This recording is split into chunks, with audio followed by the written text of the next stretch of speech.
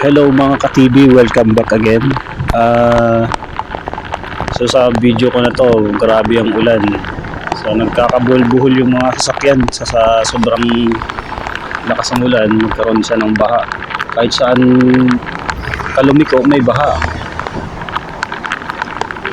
So makikita mo sa video, grabe, may kidlat, may kulog. Mahirap talaga tumawid pagka malalim yung baha.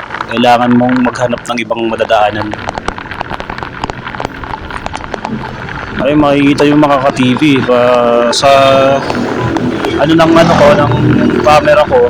Natatabunan yung camera ko ng sa lakas ng ulan. So ayan,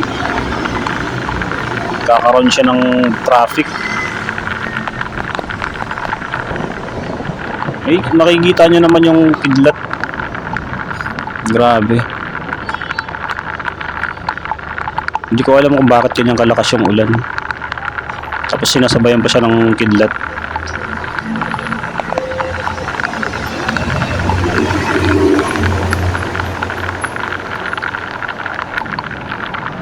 Ayun o, medyo baha din dito pero medyo mababaw lang.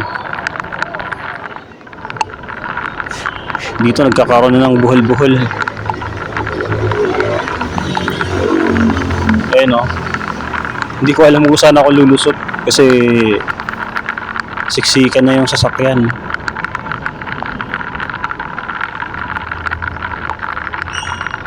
Ayan. So, kakaliwa tayo dyan. Yun.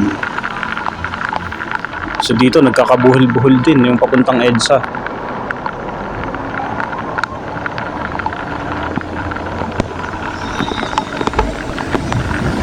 So ayan, nakalusot na tayo.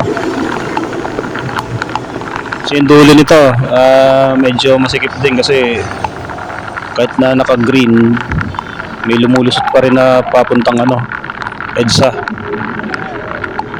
Naka-green light na nga siya.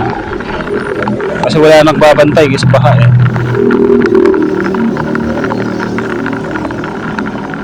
Ayun, parang buhol-buhol yung mga sasakyan. Eh, nakalusot na tayo. Pero pagdating natin dito sa dulo, baha na rin yan dyan.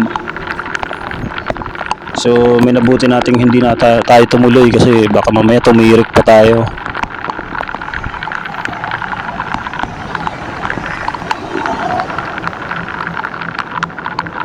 So ayun, malapit na.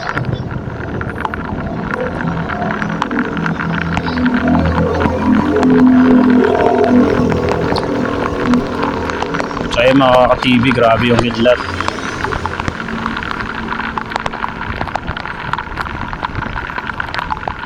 So yan, pag tumigil na yung mga sasakyan, ibig sabihin yan na, may baha na yan dyan.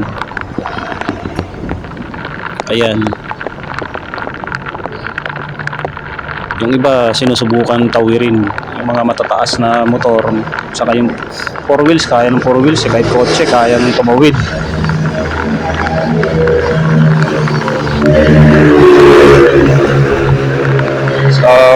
Medyo maingay lang yung voice over ko kasi nandito ako sa gilid ng kalsada. Medyo maraming dumadaan din na sasakyan saka mga motor. So ayun o, malalim yung baha.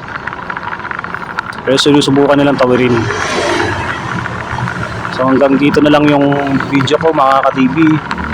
Sa susunod na upload, update ko kayo kung ano yung mga bago. Thank you!